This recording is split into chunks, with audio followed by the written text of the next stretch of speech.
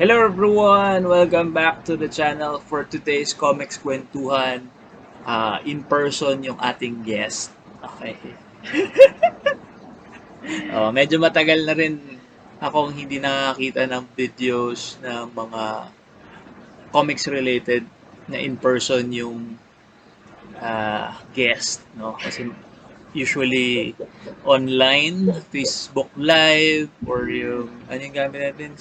Zoom, Zoom, yung stream StreamYard. StreamYard, yan. Pero since dalawa lang naman kaming nandito sa bahay, uh, ganito yung video natin ngayon. Ang topic natin ngayong araw, comics kwentuhan nga pala to, with my special guest, with my special someone.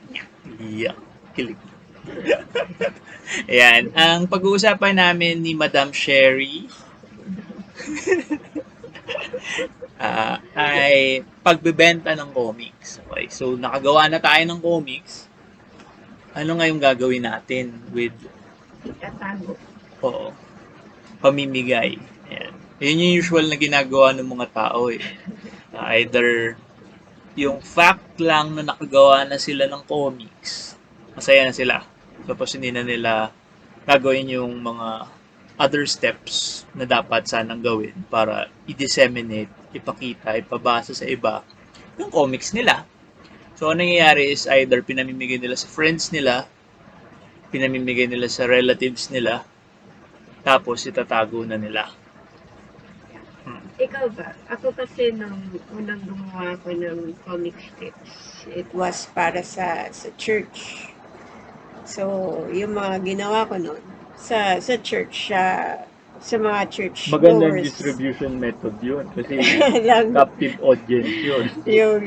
yung nakakabasa at nakakakita noon. Pero nung tumatambay ako sa UP, tapos nagdo-drawing ako doon. So, yung mga friends lang ko lang sa UP yung nakakakita noon, nung gawang yun.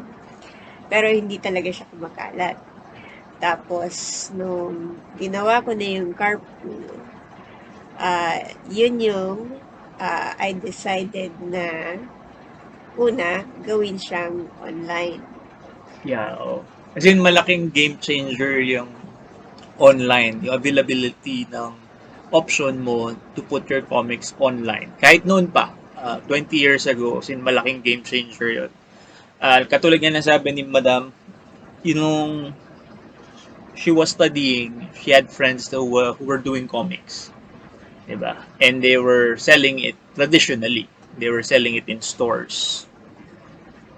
Sina Roy, sina Ilog, they were selling it sa sari-sari store nga eh. Yeah, actually, hindi. Part na ako noon. I was part na nung group nila. So, Pakita tayo ng sample nung tinitinda dati ni Sir Roy sa UP. yeah. Not that one, yung isa. Yan, ito. So, si Armand Roy Canlas was isa sa mga carpool buddies ko. And nung nag-fail kami sa paggawa ng animation, naisip namin, nakita namin yung Culture Crash. Mm-hmm. Tapos nakita, gawa tayong comics. Tapos, ay, mahal pala. Okay. Pero namin na, pwede pala yung Xerox. So, okay. So, noong time na yun, I helped them out. Ako yung actually taga-benta nila. Taga-Xerox, taga-benta. And as you can see, yung comics niya dati, yung cover niya is print out sa printer. Desktop print desktop print. Cover. Yung cover. Kaya siya may konting kulay. Yeah, tapos Xerox namin yung inside pages. This was, anong year ba to? Talaga yan. Walang date. Ayan, 2002. So, 20 years ago, lumabas tong comics na to. Yeah, so si Roy was able to finish 12 issues yan. a complete story of 12 issues ng Armored Troopers. Tapos nasundan siya nung Ibangs na 12 issues din. Natapos din. So, grabe si Roy. Pero yun nga, yung options back then, if you were gonna sell your comics, meron tayong mga friends na retailers. These are yung LCS nyo, your local comic book shops. So, si Ma'am Raquel ng Comic West, Yes. Sir Vinny, Sir Vinny. Si Ma'am Rio ng Comic West Sa North. SM North. Back then. Phil Bars used to sell din. Di ko naabutan yung time na yun. Pero Phil Bar, yung first time na nagtinda si Phil Bars, kasi naabutan ko naman yung mas modern na Phil Bars. Pero in the 90s, I think Phil Bars was also selling. Yung mga comics nila, Arnold? Sina Arnold was kina Sir Vinny yun. Okay, Comic West. I think Comic West back then was one of yung mga local shops that you would dadayuhin mo talaga to buy local comics because may display pa sila and everything. And then another option you had was to kapalan mo yung mukha mo, ask your local retailer ng general merchandise, hindi nga ng comics and ask if you could like sell your books there. So like yung experience namin with yung comics ni Roy, he was a UP Students Fine Art. So, ang kakilala niya yung may tindahan doon sa labas ng Fine Arts. So, nagtanong siya, pwede po ba akong magbenta ng comics dito? And, well, pumayag naman. And it's the same with, I guess, with other groups. Kasi I've encountered comic books sa iba't ibang lugar. Like, sa UST, if any of you are graduates of UST, if you remember yung co-op, that was where I bought yung Ground Zero ni na Ludwig. So, it depends on yung connections mo talaga and gaano kakapal yung mukha mo. Saan ka makapagbenta. Yeah.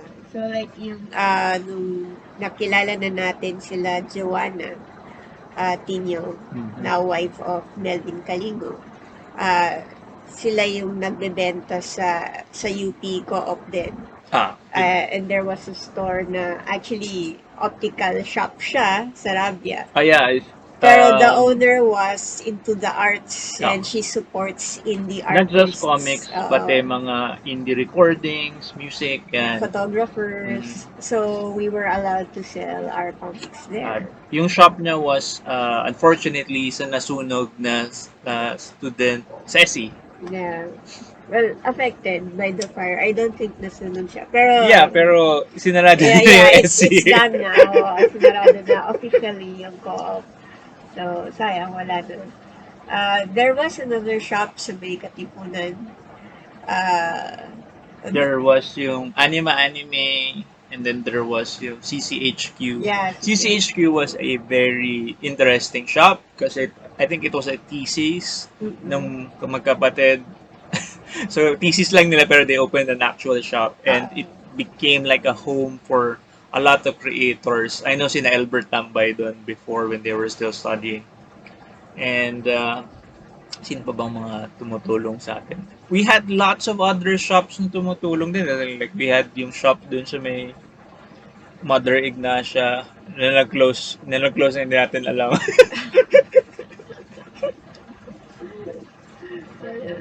And this was before mga pop culture events. Yes. With yung advent ng pagdating ng pop culture events, nag-iba din yung selling options nyo. Kasi before, yun nga, traditionally, you have to put it in a brick and mortar shop, like yung either retailer, general merchandise retailer, or a comic book shop mismo. Nung dumating sina events, which were siguro sina Animax, sina Anime Carnival, basta magkakasabay nagdatingan yan. Yeah. AXN. Yeah, that's kayo. Well, wala pa ako nun Kasi, di ba? Wala pa ako nun Cons. sa time na yun. Actually, we met sa isang event. The first sa event ni Culture Crash. I was in part of Culture Crash back then. Pero yun nga, nagkaroon ng bagong option to where to sell your books. And for the longest time, I think, naging yun yung primary mode of selling ng mga self-publishers, independents natin. So, before we go into the events, so yun nga, I started, we started selling yung indies na photocopied in shops. This one is Tapos, yung indie version ng Carpool. yeah. So, as you can see, 25 pesos pa This siya. was before you placed it sa Manila Yes, Bulletin, no? before I was placed in Manila Bulletin. Tapos, after nung Manila Bulletin, after a year, I got into publishing my own book. Yan, yung Carpool Book 1. Anong year pa? Mag 20 years na siya this year ata. Oh yeah, so this is also 2005. Hindi pa siya 20 years. This one I guess is 2002. Yeah, This one is 2005. Kasabay siya ng Komikon. Yeah, okay. So yun. So, prior to events, so like a lot of, well, hindi naman a lot, pero yung like friends like si Lindan Gregorio was already selling his books sa bookstore. So, aside from selling doon sa small shops, yung other option was really selling your books sa bookstores. So, ang bukas na bookstores nung time na yun was yung Power Books and Fully Book and National Bookstore. So, sila yung mga big ones. So, when I decided to make a book, yun nga yung pagpasok sa bookstore was very tedious because you have to register for a business para magkaroon ka ng sariling receipts. And then, yung since independent ako, I have to like deliver and collect yung sales all by myself. So, yun yung struggle ng pagiging independent back then. Publisher selling books sa bookstores. I'm not sure kung ganun pa rin yung system or if they're still selling books pa nga. Kasi I think National Bookstore is cutting down on books already, and we know that some of our friends who have books before pulled out already. So, though recently I've seen a lot of new books na available sa Fully Book. I guess yung sa Pick-Off. Yeah. So, that's a good indication that there are still retailers willing to take on local books. So, yun. So aside from selling books sa bookstores, ayan na nga, pumasok na yung ating events. So, Culture Crash offered yung Indie Tiangge. For Indie Tiangge was like a mini version of the Japan Comiket. Yung Japanese comic market sa Japan. But very, very, very small version doon. Actually, before Culture Crash, di ba, we were already joining yung Toycon. Kasi Toycon was allowing it was like the same small year. Number the of... same year. It's basically the same year that everything happened all at the same time. We had Anime Explosion ng Anime Quest. Ano yung name ng event ni na Questor? Anime Quest, I think. Yeah. And then we had yung like I mentioned yung sa AXN and yung sa Animax and then yung Toycon and then Cosplay PH events back then. Di pa sila Cosplay PH ata. No? Yeah, di pa. May sci-fi cons pa. Sci-fi con, yung Newgrounds had their events then. So, yun. Pero yun nga, we realized na ang daming pop culture events pero very minimal lang yung space or yung attention na was How given. minimal? Sa Culture Crash mismo, which was a comics event, we had like 2 tables. Na refresh yung memory ko kasi nabasa ko yung flashback ni Marius. 2002 Komikon, C3Con. We were like, I guess 20 plus or less than 20 plus people or less pa, less than 15 I think. Tapos the table, meron kaming dalawang covered na table. Hindi kami kasya. So the other groups, other individuals had to share. Not just share sa table, had to make latag dun sa floor mismo. Wow, make latag talaga. And But that's yung second one. Get you 10. Memorized. Shoot yan. Like, Shoot yan. it's it. Should be. Right. So, that was your first experience. Ikaw, that was your first experience selling your comics? Yes, it was yung first experience ko selling comics. Just so happened na may comics ako back then. Yun yung first na comics ko. Yeah. Na yun lang, nagkataon I was doing my thesis which was a comics, tapos nagkaroon ng contest na indie contest, indie making contest. Tapos wasn't doing anything, join yung contest. I was encouraged to sell yung indie ng Carpool. That was nung second na Culture Crush event. 2003. 2003. But in between that, nagtitinda ka na rin. Kasi, yeah, kasi yun nga. Pero yun nga, yung small store. This is yung small steps namin going towards organizing our own event.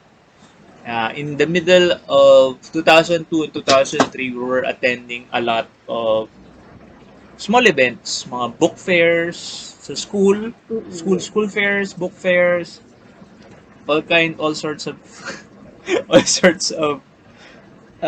events na would allow us to sell yung comics namin. This was under nung group na Artists Den. Artists Den, yes. Ayan. Tapos, ayun nga, that was the time when Artists Den decided to organize yung Komikon. Two things happened nun. 2003, 2004, Culture Crash Comics shut down. And by the end of 2004, 2005 then, Questor also shut down.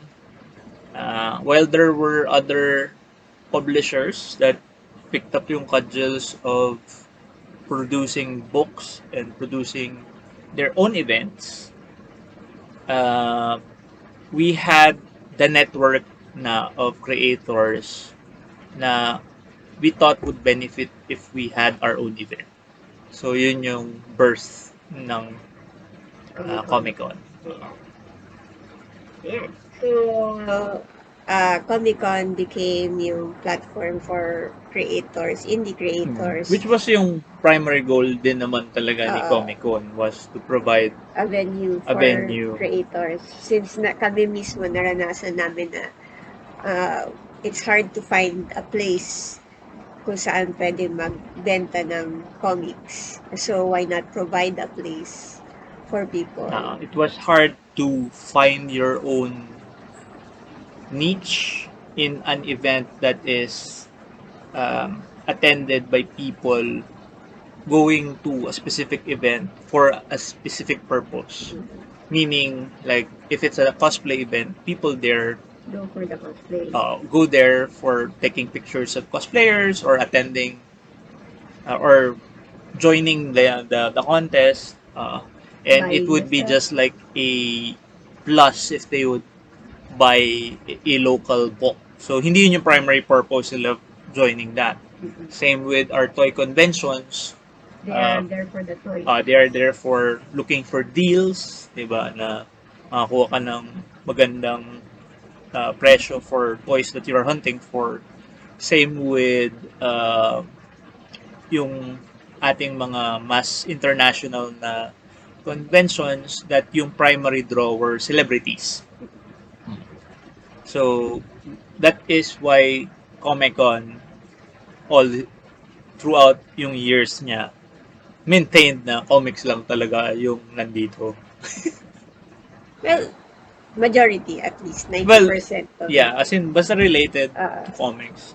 Ayun. So, ayun. Paano ba magbenta ng comics sa isang event? Like, yun nga. So, if you're new and... Ayun yung topic pala natin. Paano magbenta sa event? Yeah. So, okay. every event has yung rates for a table or a booth. Okay, so for Komikon, like for example, our lowest price for a table for creators is 3,000. That's already inclusive of one table and three chairs. So, pwedeng three people at max for a table. Pero syempre, 3,000, uh, ang gawain ng mga creators noon, 3,000 is pretty big. Lalo na kung wala kang work or freelance ka lang, ganyan. So, what they do is other groups mag-perform together sila actually into one group. Tapos, mag-share sila sa cost ng table. So, yun. So, that's, you register. Siyempre, kapag nag-announce yung event, you register, you pay for the We'll booth. just take the time na i-plug yung event ng friend namin, si Mr. B. Canapi. He's having an event sa may Intramuros. Yeah. Intramuros. Ay, No, Luneta.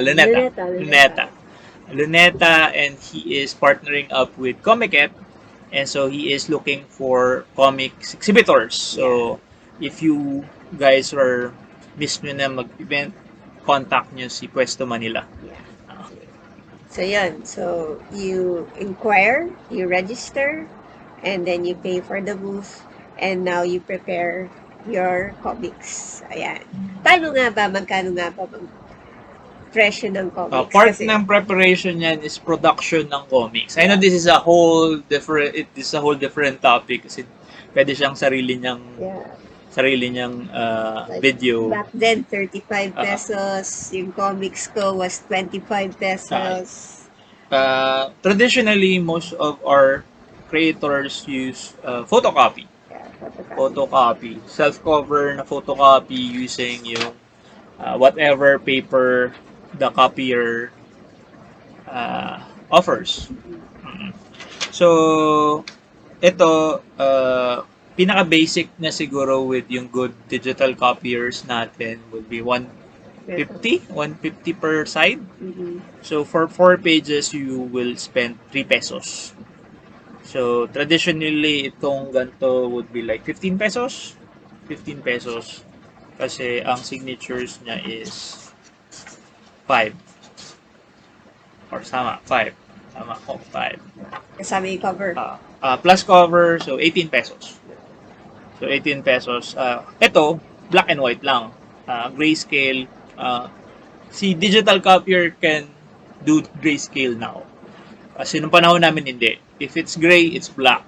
So, pero ngayon pwede ka na like light shades of gray and other stuff sa digital copier. Sa powder, hindi pa rin. Pag nakakita kayo ng photocopier tapos nakalagay doon powder yung gamit nila, black solid black lang yung kaya. So, any na gray mo will turn black. So, yun, 18 pesos yung base price. Advent ng digital printers din, we had colored covers. Back then, when we were, do you have something there na mas colored? Back then, nung panahon namin, medyo mahal yung digital print. Like, yung 11 by 17 is, ito, yan, this one. Ayan. Yan. See? Full color yung cover niya. Tapos, the inside is black and white. Kung mapapansin nyo, weird yung size nito. Kasi, like I said, mahal yung colored covers before. So, this is like additional 25 pesos kaagad. Additional 25 pesos kaagad para sa colored cover. Yeah, this is yung regular size. So, pinagkakasya sa A4 na print.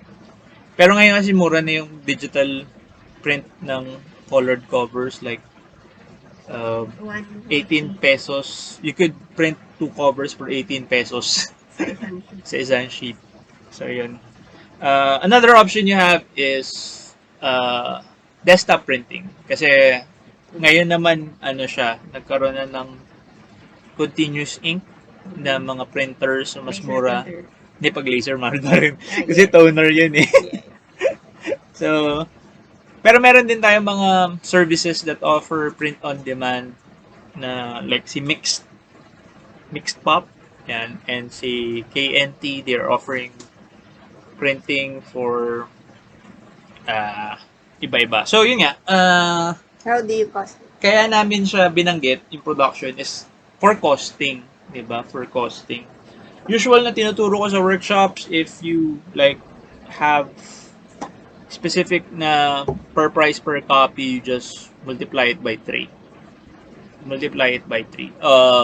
Take into consideration yung cost of your copy, kasama na dun yung rent for the table if you are attending an event, consignment fee if you're putting it in a store. Consignment fee is what yung cut ng shop. Like, for example, yung sa Sarabia before, she gets 25%. It varies naman. Tapos sa like National Bookstore, Get 60%. 50. 40 pa naman. Pero ngayon daw 50. Nung time ko, 40. So, my book was 35 pesos yung printing cost per book. Yeah, this one. So, 35 pesos yung cost ng printing per book. So, I sell it for 100 pesos kasi so, automatic 40 pesos goes to the bookstore. 60 pesos lang yung mapupunta sa akin. Pero hindi pa niya sinama dun yung transportation fees niya. At lunch.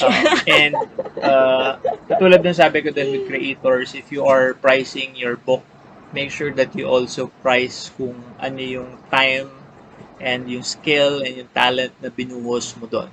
Make sure na meron kayong bayad din with sa book yun. For yourself. So, imagine, Sherry priced it 100 pesos pero it's 35 pesos yung production cost. If she attends an event, 3,000 pesos yung 10 copies. yung rent ng table.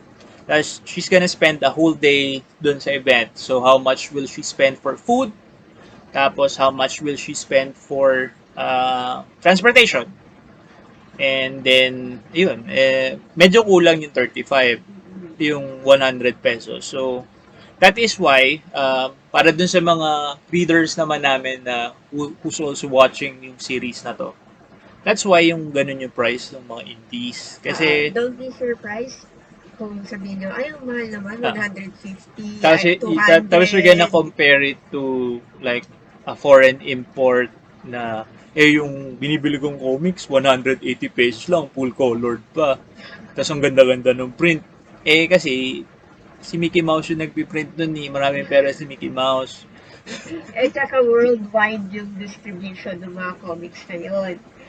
Compared to self-publishers nga natin, saan lang nila, only a select few lang na places available yung kanilang books. And they only print whatever their budget allows them. So like for example, like me, may event this weekend, magkano yung sweldo ko, magkano lang yung pwede kong ialat sa pagpa-photocopy, yun lang yung pwede kong ibenta. Yun din yung reason why it's so short list lang yung inventory. Kasi sobrang konti lang ng inventory ng iba nating mga creators. Kasi katulad na sabi ni Madam, yung budget for printing is not that much. Kasi kailangan mo pang mag-budget for yung everyday life mo bukod pa dun sa comics. Though, yun nga, sinasabi ko rin naman na if you have like extra money, invest in your product na rin. Yes. Kasi if you're gonna release something, invest yung the best that it could be na. Para pag binasa ng tao, binasa ng readers or other audience, maganda yung first impression niya sa work mo. Ayan. So, anything else sa pagbenta sa event? Yun nga. Yung ginagawa ng ibang comic creators is merchandise para ma-add to yung sales nila. Kasi this is yung point of sales merchandise. Meaning, if you have a book na medyo mahal, tapos people are interested in your product, give them the option of buying something na mas lower yung price dun sa table mo. So, may lagyan niyo ng tire yung mga ibebenta niyo sa table. Though wag naman lunurin na puro merchandise na. Kasi like we are always preaching, Komikon is always for comics pa rin talaga. So, if you're gonna do merchandise of your own work. As much as possible, connected siya doon sa comics na binibenta nyo. Like this one. Yeah, this is stickers ng Kobori Kikiam. Si Cressy Prophecy before, she was selling bookmarks and other mga what siya makulit. Mga small bottles na mayroong characters niya. It's very nice yung gawa ni Joanna kasi gumagawa siya ng artwork. Ibang products, pero konektado pa rin siya sa characters and sa story ng comics niya. So, si Lyndon Gregorio does that too. Who else? Marami tayong friends na... Tepay. Si Tepay. Si shirts, some people wear. Si Omeng. Omeng has lots of... yung mga sheep na gawa niya before. Yung parang you would see keychains na parang yung sheep, yung mga monsters, all of those meron din siyang kaakibat na comics. Yeah. So, yun. So, as much as possible, we encourage yung creators. If you want to add to sales, para i-push yung comics nyo, para i-promote din yung comics nyo. We know na... It's building a brand. Building a brand. So if you sell somebody else's properties as your merchandise, you're only promoting that property. Nga. I'm sure na you want to do that kasi may fans na, a lot of us are anime fans, a lot of us are DC, Marvel fans, kaya for sure sell yun. Pero, yun nga, you're pushing somebody else's work. Ayan. Tapos, yun nga, licensing stuff and all that. So, it's moral questions and everything. So, it's better to sell merchandise na is connected to your work. Ayan. So, ayan, nakakatulong rin yung pagbenta ng merchandise as long as it's connected to... Another tip, diba? So, you have yung more affordable price na mga merchandise. You could also do yung reverse nun. Like, super premium version of your comics. Like, I usually do that. Like, yung omnibus. The omnibus, a hardcover version of the comics. Yeah, like yung kay, let's say yung kay Interest Side. This one. So, si Joanna sells her yung indie comics na singles. But she also has a hardbound book. By the way, siya mismo ang nagbabind nito. So, she photocopies it and she binds it by herself. So, ito is a premium priced item. Pero, at least, compared to buying all the singles, you get a compiled work na. Yeah. So, yun. Offer variety dun sa mga ilalatag nyong things to sell sa table nyo. So, yan. Aside from that, you could also offer commissions, services like small drawings for, I've seen as low as 50 pesos, 30 pesos nga na small drawings. And I've seen as in full commissions na 600 to 1,000 pesos yung na-offer nilang art. So yun, things to consider what to do sa inyong table. Be creative din. Like for example, yung gawa ng ibang artists na yung they draw you on the cover mismo of their comic. Pinapersonalize nila yung comics. Si Sir R.D. Aquino is yung isa sa mga magaling gumawa niyan. Meron pa nga siyang comics dati na ikaw yung bida ng comics. Ilalagay ka niya dun sa comics. Yeah. Tapos si JT din, yung serial killer wanted poster niyang comics. Ayun, so personalized na comics din. So, being creative in selling your work also, yun. Tapos, also, syempre, yung pag-dress up ng booth. Syempre, kung nag-evolve na rin yung set up ng booth. Dati is talagang simpleng latag lang talaga yung pag ng book sa table. Pero ngayon, meron ng mga stands, meron ng yung sample copies, meron na silang nagsiset up ng tablet, may mas small videos, go big, meron ng mga lights. Ano yan part ng marketing na tinuturo is like, make your table look enticing. So, yung mga nakalatag na flat, medyo hindi siya ganun kaganda na ganda yung draw niya. That's why parang sinasabi nila, if you're gonna like sell something, layer mo yung merchandise mo. Hindi lang siya nasa isang plane. So, may elevation, may naka-ayos. It's part of visual merchandising.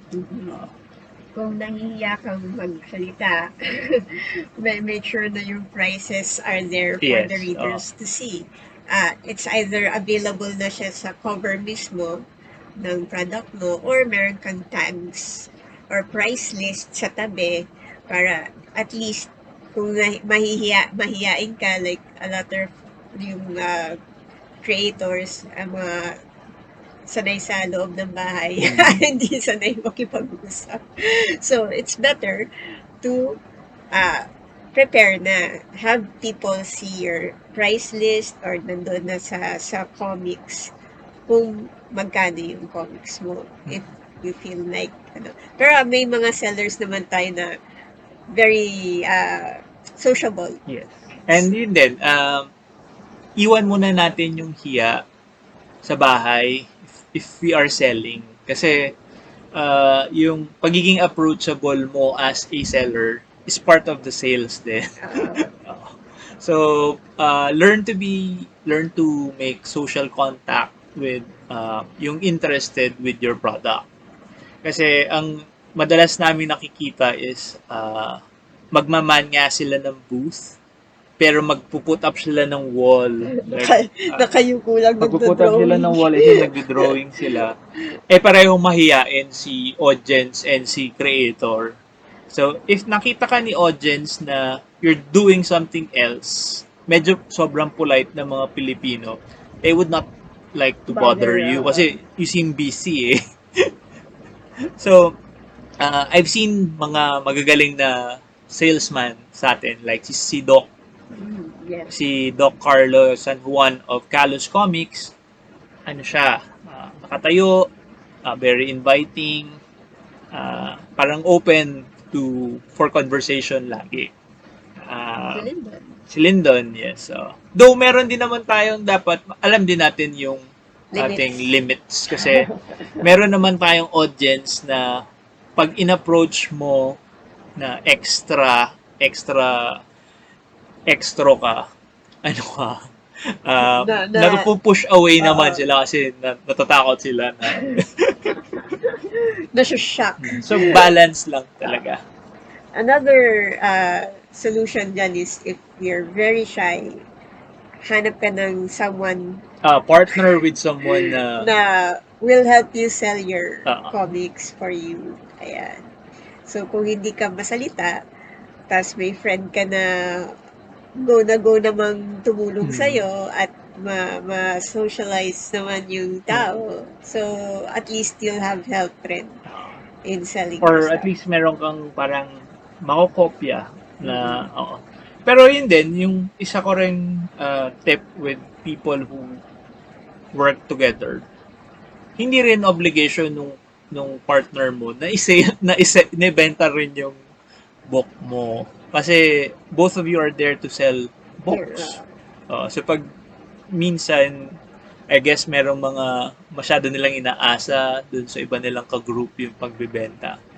First and foremost, it's your responsibility to sell your own book. Yeah. So, may dagdag pa? Ano na ba Sa yung events? discuss natin? Events pa lang. So, actually, yun nga, what happened nung pandemic was nawala yung events. So, refresher lang to kasi nagbabalikan yeah, ngayon, it's nice to see that small events are popping up. And big events, I mean, Like si Cosplay PH, they're back. Nagka-hybrid sila. And yun nga, the event in Luneta, Comiket is doing one in Iloilo. So, Iloilo in July. So, So, malapit na mag-open yung events. yeah. And who knows, we might have an event next year. Who knows? Who knows? Anyway, so before that happens, ayun nga, what happened during the pandemic was, ang nag-push ngayon is yung online selling. So, si John went online selling. Actually, before the pandemic, medyo there are a few people already selling their books online. And they're still selling books online. Like si Merv Store ni Mervin Malonzo, Comiket has their own Shopee account. A lot of publishers have their own Shopee account. Si Kawangi's Comics. Some of the publishers have their own websites aside from accounts in those selling marketplace. So, yung social media accounts, Facebook, Instagram. I mean they have their own selling portals. Like si Avenida has their own selling portal. Si Anino has their own. Sycom has Lazada and Shopee accounts. So, yun nga. As in, parang araw-araw Komikon. Kasi you could like buy books. And yung iba naman, sa Facebook mismo, so if you contact the creator and you pay them, you could get the book the same day. So, yan. So, malaking push na nangyari yung selling online, especially during the pandemic. So, if you're looking to, ayun nga, since nawala yung events for some time, and you want to sell your work, ano yung dapat nilang gawin? Well, you have the option of approaching institutions, groups, individuals that are already doing it. Merv Store, I think, offers it to other creators. Then Comiket has their own shop, so you could aside from the physical shop that they have in Makati. Yeah, Secret HQ. They also offer all their books online sa kanilang Shopee. And may Lazada account pa sila. Basta one of those shopping apps, they have an account there. Sir Sandy and Comic Odyssey. Yes. You could contact them if they're still up for consignment. But there was a time na Comic Odyssey had a shelf. They still have yung shelf of indie comics sa store nila. That's in Ortigas, Robinson's Galleria. So if you can visit the store, see if kung may indie comics pa sila doon. They still have yung indie comics. Yeah. I was there last week. Tapos, you could also inquire sa kanila online through their Facebook. They are still open for consignment. Philbars also did consignment before. I'm not sure if they're still open for consignment. We have yung mga platforms, online platforms natin, which dumami during the pandemic. I think Webcom, PH, and si Mixtoons, si Mix.cc, they offer print-on-demand services. Meaning, they have their own Shopee account, and if somebody like orders a book, they will do a batch and they will sell it. Uh, so you could, yun yung mga options. No? If you do not like to produce your own books, you could like try it. And if you are gonna produce your own books, we have print on demand din na medyo mas upscale, meaning they're using more high-end technology to produce your books. Si Central Publishing is offering print on demand as well as si Sycom under Sanctum Print, Sanctum Press or something. For those who are interested pala in offset printing, like what I did sa Carpool, minimum print run usually, pero not all printers, pero merong mga printers who allow at least 1,000 copies. Well, it depends on the supplier. If you have like a good relationship with the supplier na suppliers can like lower it to 300, 500. Pero if you're gonna do it like yung 300 kasi you're almost spending the same Price. for 1,000 for 500. Yeah. So might as well do yung big inventory instead of uh, opting for yung smaller run. Ang problem mo lang kasi dun is where you keep yung your space, inventory. space. Especially if you have like okay lang kung you start up with one book Pero kung eventually magkakaroon pa ng book 2, book 3, tapos mabagal yung run ng pagbenta mo, magsustock up yun sa house nyo. Actually, maganda yung sabi mo. Okay. Medyo namin nag-gloss over with selling it at an event. By our experience, yung pinaka-safe na dalhin na inventory sa event is 50 pieces of a comics to 100 pieces. Unless Manix Abrera yung name mo. So, magdala ka siguro mga 3,000. Parang kulang po. Parang kulang pa. Pero anyway, sige. Anyway. So, yun. Yes, for you, during Komikon, when we had yung Indie Change, we encourage you creators to sell at least 50 copies. Kasi sayang naman na you pay for a booth na 3,000 ang gagastusin mo. Tapos ang bit-bit mo lang 10 kopya. Parang, wow, sold out ako 10 copies. Pero anong gagawin mo during you got sold out the rest of the day? 11 o'clock pa lang. So what you're gonna do from 12 o'clock to 7, di ba? And meaning, yung morning rush naman sa Komikon or any comics event, hindi pa yun yung tunay na rush. Ang tunay na rush is after lunch. Yes. So if naubos mo yung dala mong 10 pieces, meron kang false na parang success na, uy, sold out ako.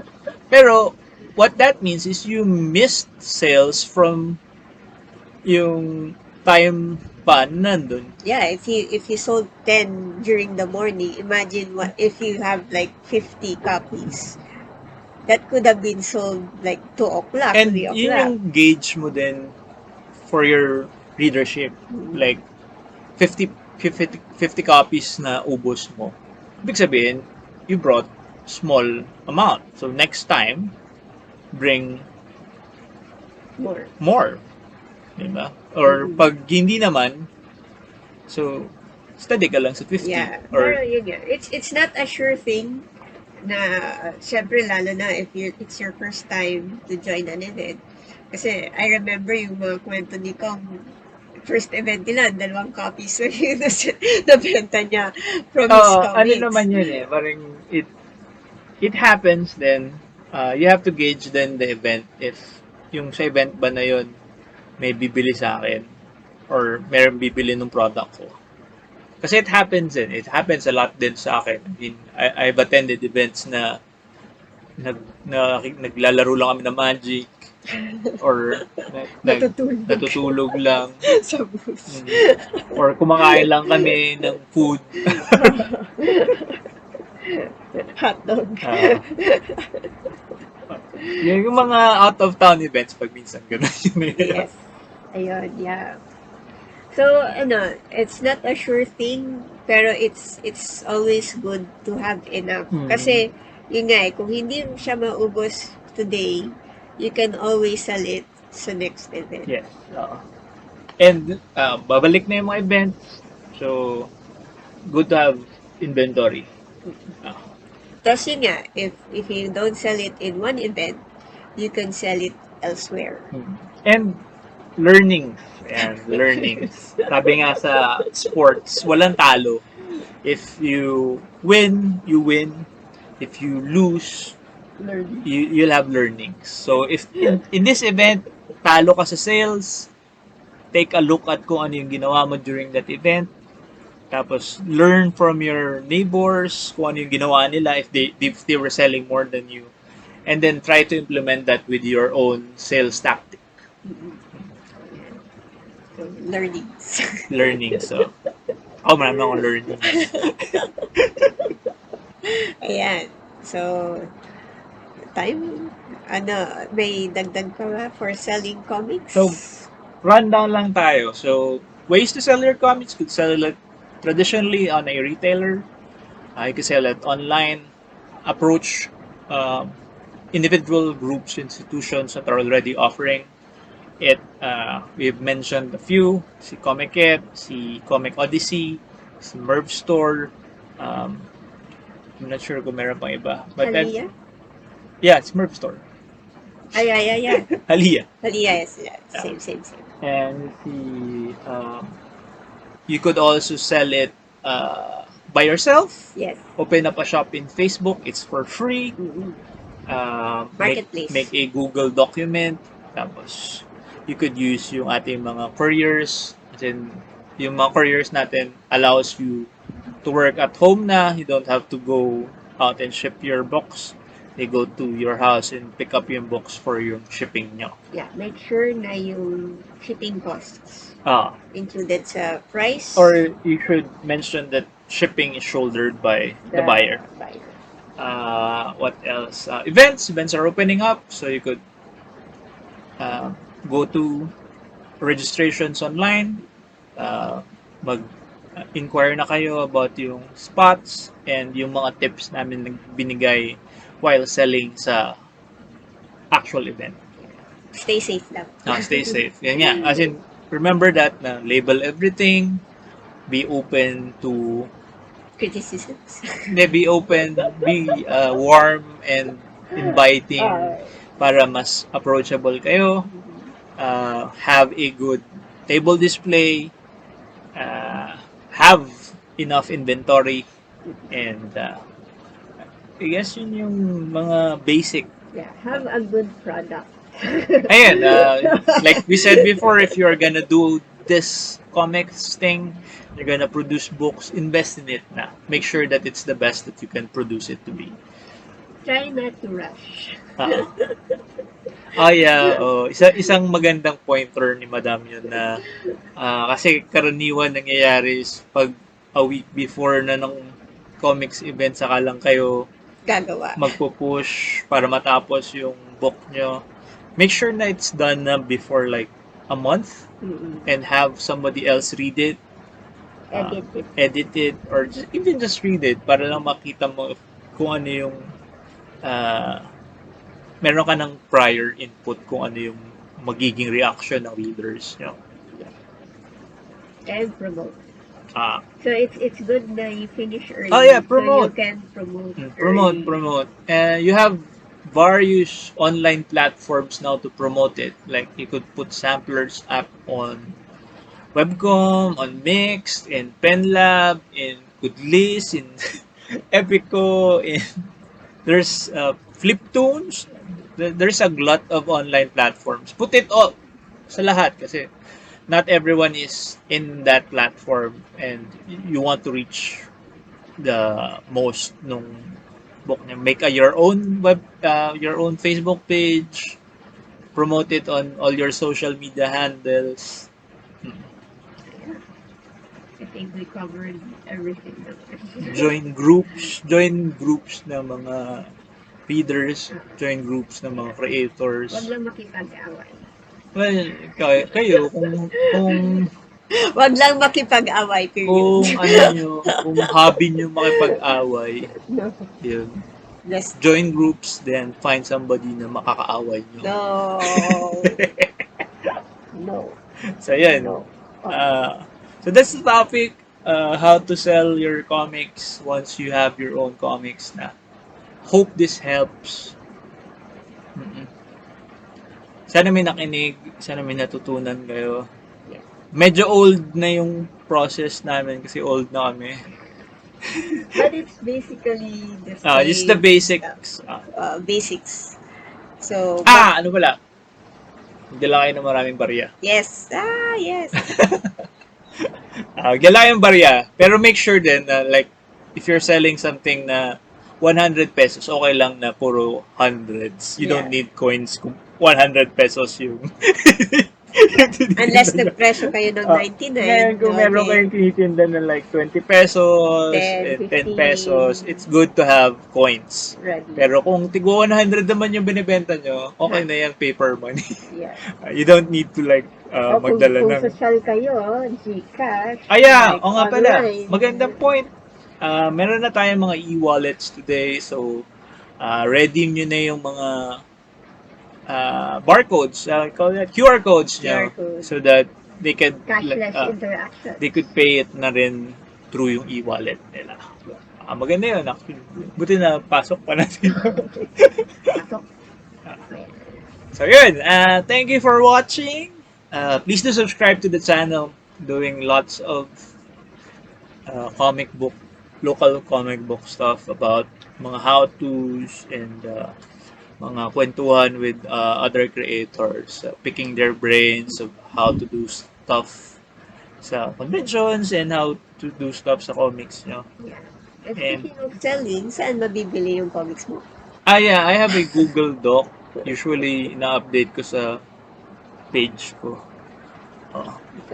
For those interested in buying yung kanyang comics, Tigmaan sa Linlahi, Codename Bathala, Huwad, and what else are selling? Wala nang Codename Bathala. So, Huwad na lang sa Tigmaan sa Linlahi. And if you buy those, may libreng Carpool too. Yes. As long as supplies last. Yeah. So, yan po. Punta po kayo sa Facebook page ni Sir John para... Follow me on all social media. Meron akong Instagram, meron akong Twitter, pero pang chismis ko lang yung Twitter. Tapos, meron akong Facebook page. DeviantArt. Yeah, DeviantArt. Minsan, sa mga nakakaalala ba ng DeviantArt, ako si Minsan po. So, maraming salamat po. And thank you for watching. Hope to see you soon. Nish. Bye-bye. Keep safe everyone. See you sa mga susunod na videos.